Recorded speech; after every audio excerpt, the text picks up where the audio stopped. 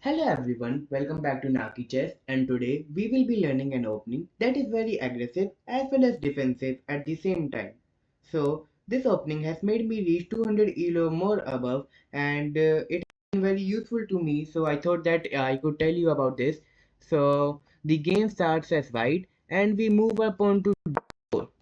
So most of you prefer e4, but I generally play pawn to d4 as it is already protected by the queen, and we don't have to take care about looking after this. And the opponent most generally reply by pawn to d5, and now we place a bishop over f4. So what's the idea behind this? Actually, we want to develop our pawn over here and here, but this bishop will be like trapped behind. So we generally play this early hand, and the opponent most generally reply by moving their knight, and we then push e3, defending this as well as this bishop. Now the opponents play pawn to e6, and we now move ahead with c3. And if they play like general this and here, now if they play over the bishop over here, so we will not capture back as it will develop their queen.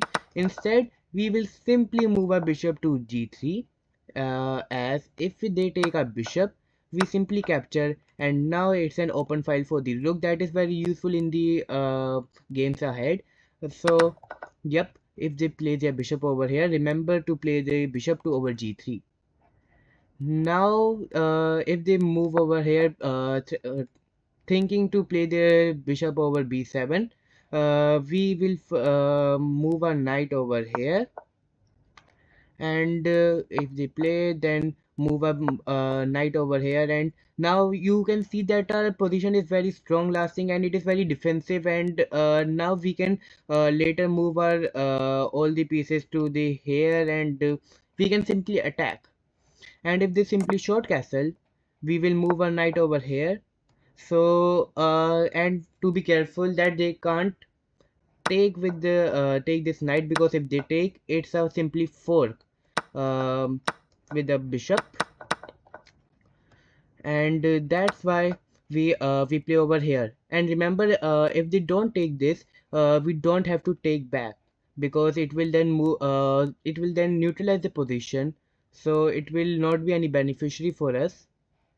Now the most of the people play queen over here, and I generally move our queen over here or here, because it will develop a attack, as well as over here we can later move this bishop and simply move our queen. So that's a good thing.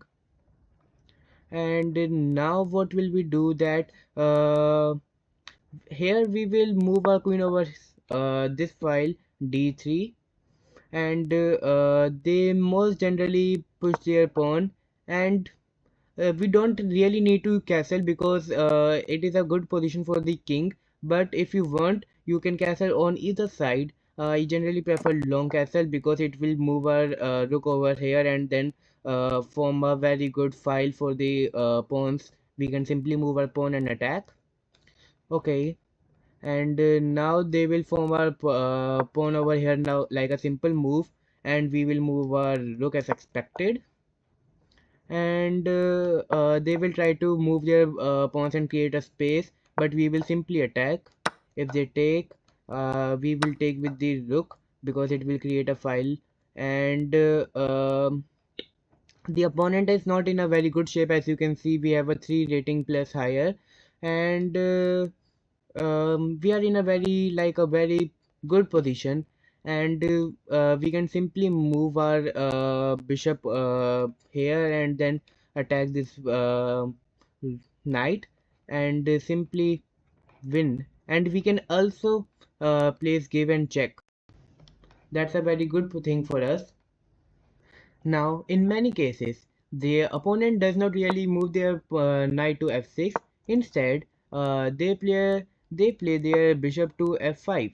And if we play our pawn to e3, and they move their knight to c6, and Now it is really important for us to place our pawn to c3, because if we don't and we play something random move like moving our knight to f3, they will place their knight to b4 and set a fork, and that's a very bad thing to have in the games. So yep, we should always play our pawn in front c3 if they ever play their knight. Now, in many cases, when we move up onto d4, the opponent stops us from playing the London opening and simply moves their pawn to e5. So we can't really place a bishop over here because of the attack. So this is known as Englund Gambit, and in most of the cases, it is preferable to take this because your main idea is to attack like place their right over here, and if we do this, then this there okay, and then attack, and if we do this, they will do this, and they are like almost winning.